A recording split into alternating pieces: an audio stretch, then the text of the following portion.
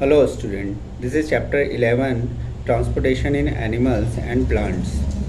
First, circulatory system. The circulatory system consists of blood vessels and the heart. It involves the circulation of the oxygen, minerals and nutrients to all the body parts by the blood. Blood is a red fluid and it is red because of presence of hemoglobin.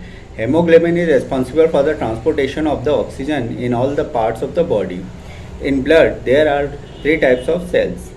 Red blood cells, RBC, it transport oxygen from the lungs to the different part of the body and carbon dioxide from the different parts of the body into the lungs. White blood cells, WBC, provide immunity to fight with the foreign microorganism which can cause diseases and infections. Platelets, they are the shield-like structures of the place of injury to stop bleeding. This is generally referred to as a clotting of the blood. Plasma, the blood contains cells and fluid. The fluid part is known as a plasma. Structure through which the blood flow is known as a blood vessels. There are three types of blood vessels: arteries, veins and capillaries.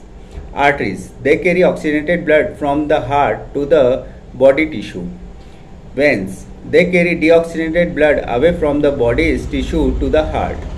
Capillaries, these act as a binding agent which arteries and veins. Heart, it is the muscular organ present in the left side of the chest and it is of a fist size. It is the most important organ in our body because it helps in transportation of the oxygen and other nutrients through the blood. The heart is divided into four chambers so that oxygenated and deoxygenated blood does not mix. The upper two chambers of the heart are called arteria and they are left atrium and right atrium. The lower two chambers of the heart are called ventricles and they are left ventricles and right ventricles. Heartbeat is the contracting and relaxation of the muscles of which the walls of the chambers of the heart are made up of. Transportation in animals. The basic need of the animals are food, water and oxygen to survive. These basic needs must be supplied to each body parts of the animals to get the energy, and this is done by the circulatory system. Waste generated in the animal's body should be removed by the transporting it to the excretory system. Excretion in animals. The removal of the unwanted or waste material from the body is known as excretion.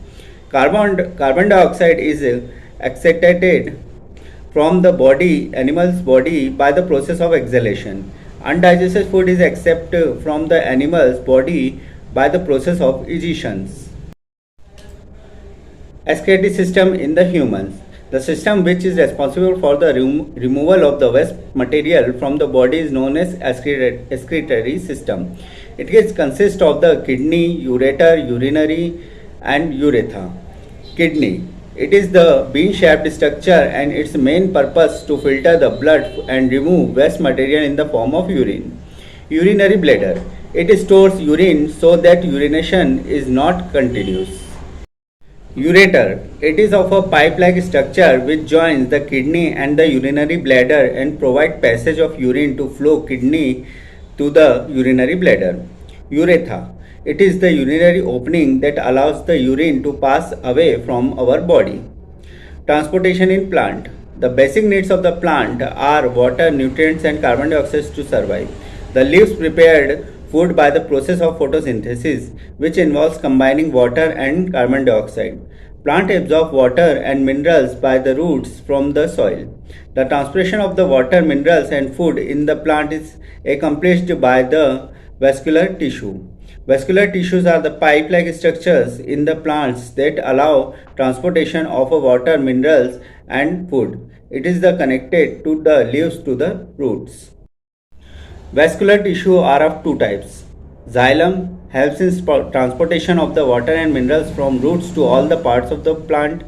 Phloem helps in the transportation of the food prepared by the leaves to all the parts of the plant. The water absorbed by the roots is to be transported to the leaves, example, the top part of the plant. Therefore, the upward movement of the water is done due to the phenomena called transpiration. Transpiration is a process of losing water from the leaves in the form of water vapors.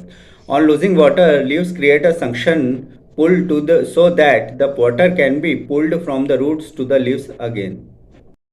You may download the question answers or solutions of the chapter and the notes from the description link given in the description box.